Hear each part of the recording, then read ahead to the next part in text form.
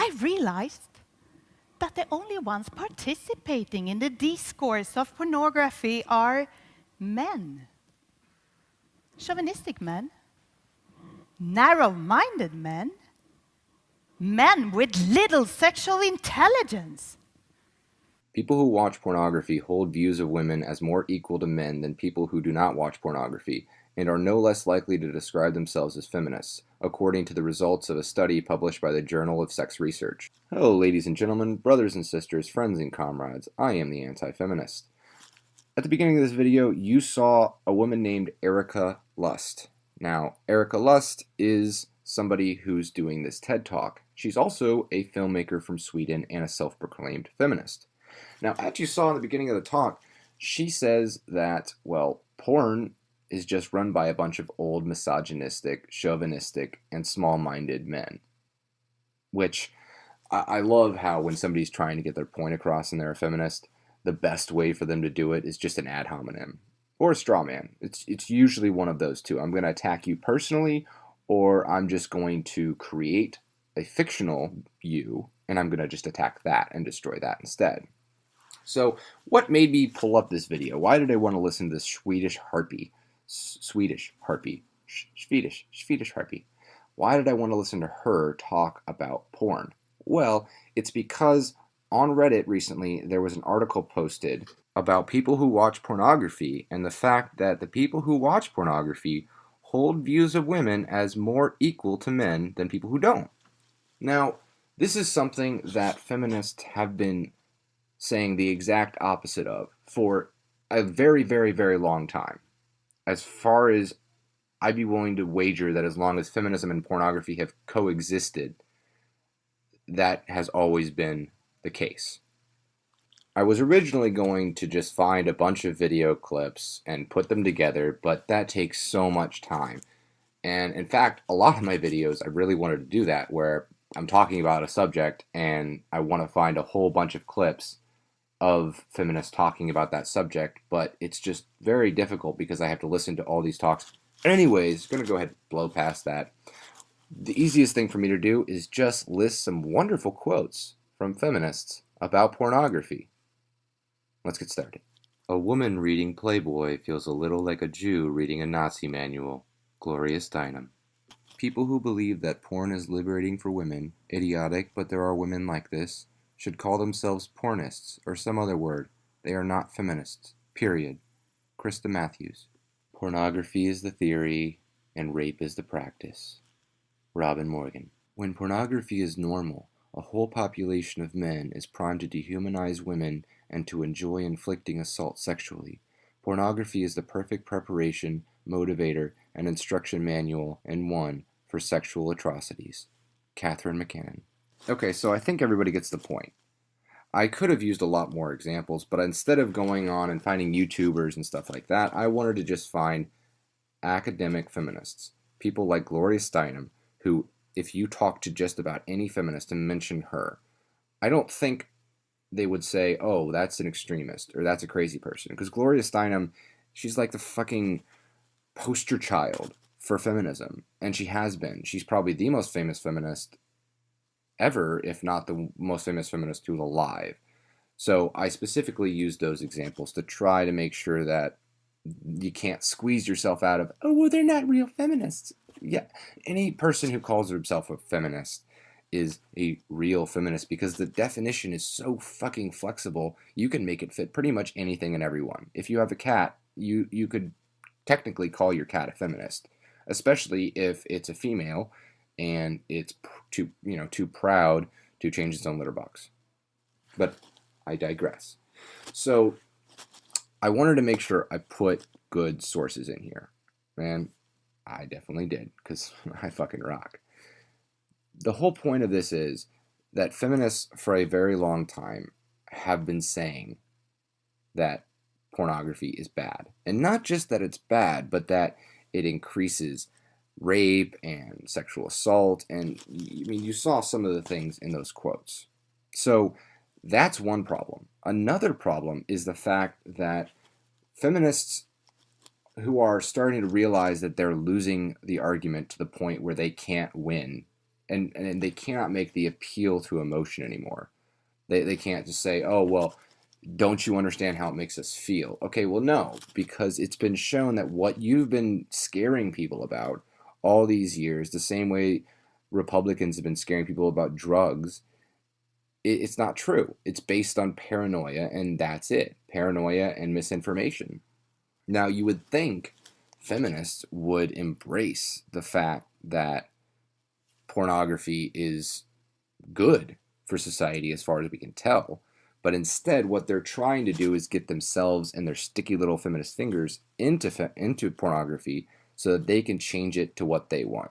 And that was what Erica Lust was doing. As a filmmaker, she's trying to remake pornography. Now, I looked at her website and wanted to post some of her stuff, but I didn't want to download it and I want to pay for it, and I know you can't post it on YouTube. So that's not going to happen. However, I've started a Patreon and I'm thinking about making some exclusive content. I'm not sure what YouTube's policy is with adult-rated content and stuff, even if it's educational, so I'll have to look into that. But regardless, what about guys? Are there guys who say this same ridiculous shit? And more importantly, the women who say this stuff. The thing I find that is most sexist about feminism is that a few women try and speak for the majority.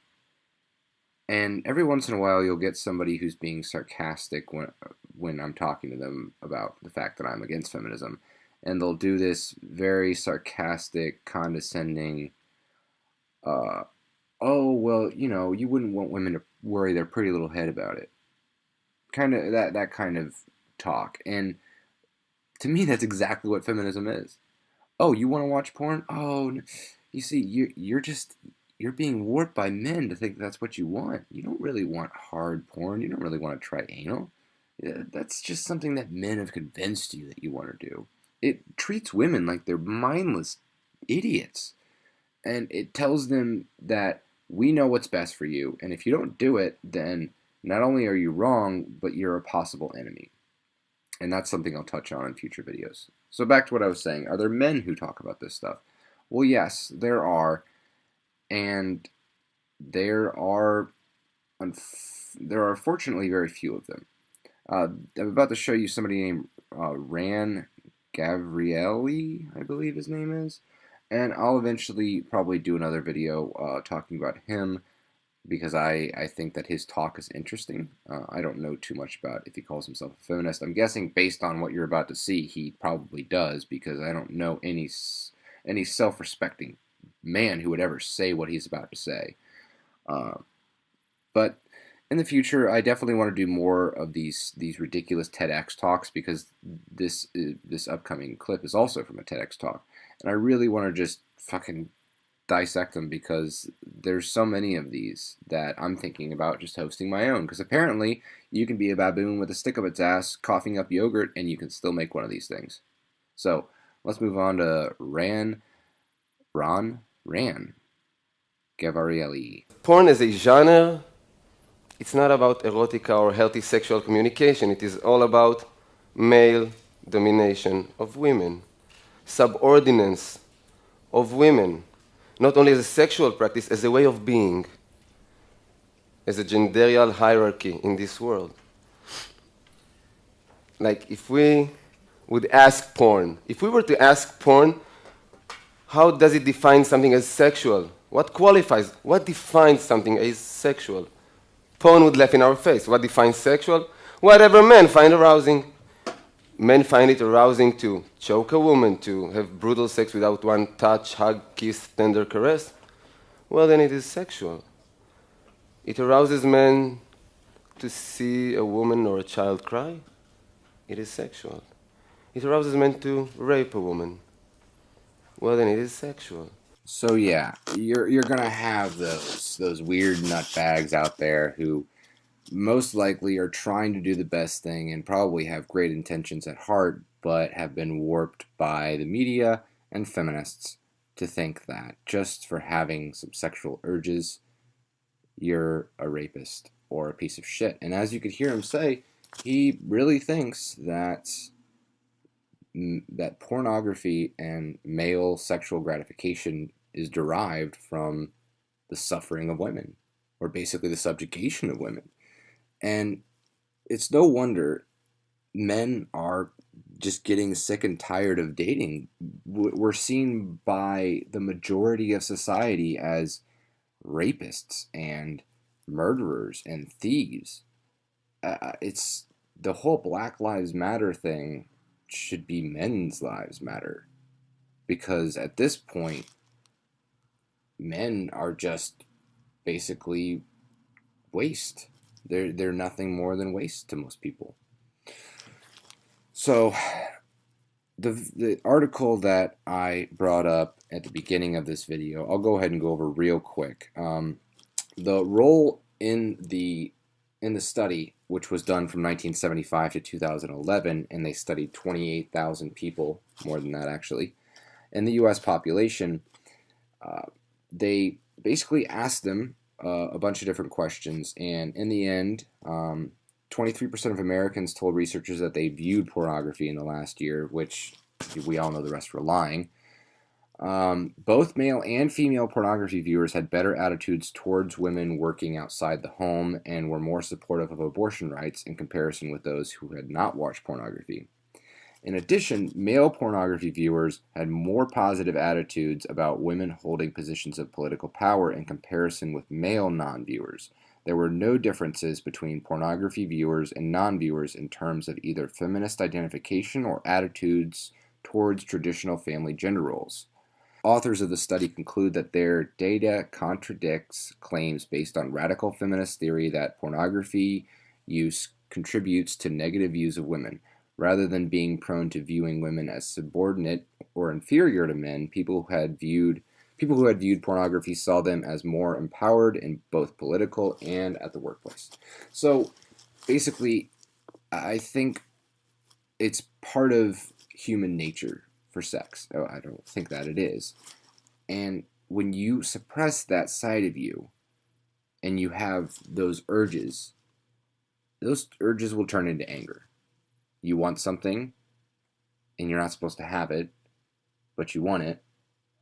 Frustration sets in.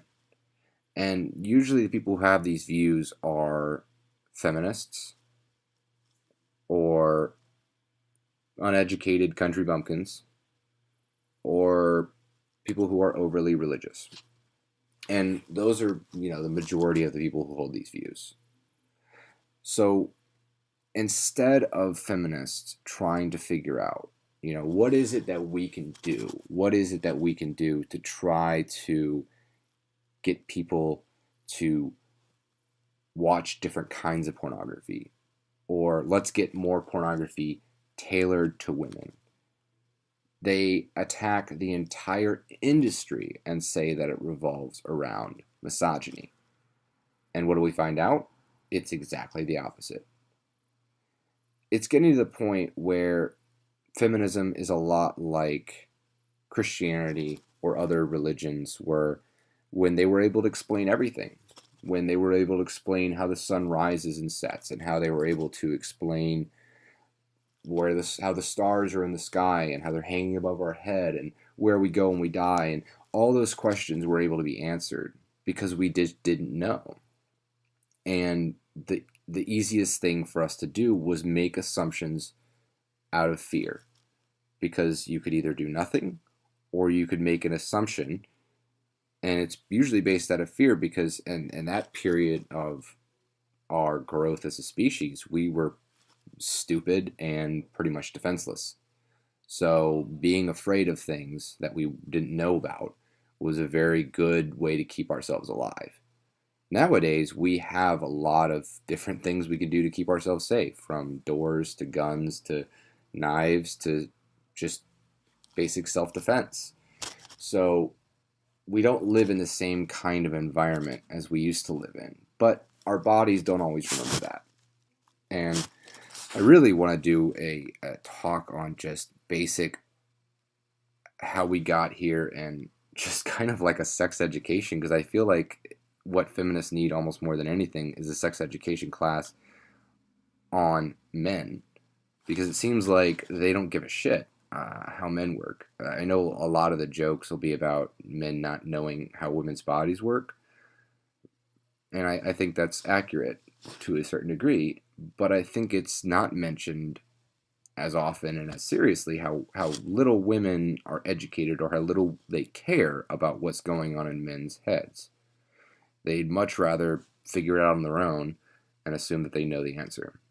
And I think that's how a lot of people are. It's a lot easier to assume you have the answer than to ask a question and show yourself vulnerable to looking dumb.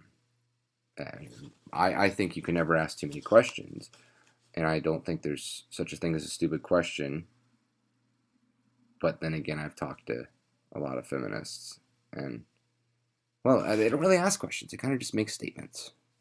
That's one thing I really love is feminists just, man, they don't ask questions. Anyways, I'm rambling on at this point. So thank you so much for watching.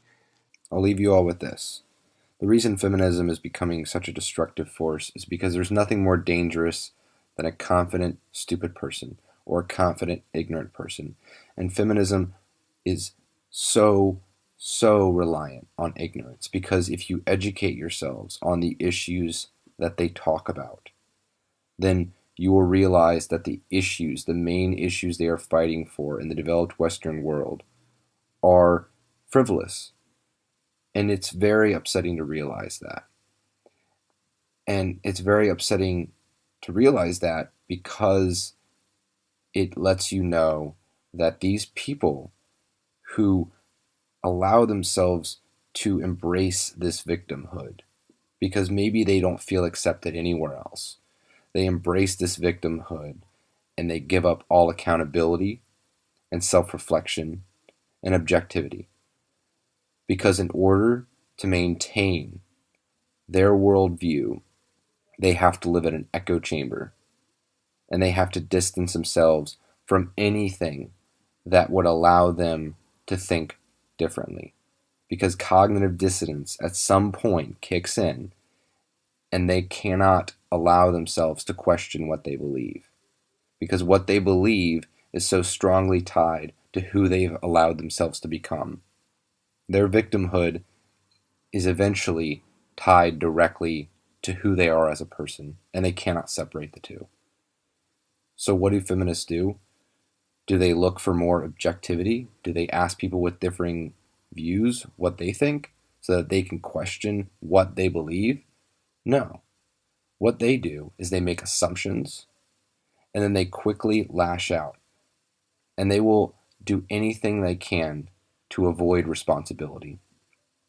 Feminism is the movement that has given women the ability to ask for everything and take responsibility for nothing. I was confused. And I did what we do when we feel confused. I blamed my boyfriend. Oh yeah.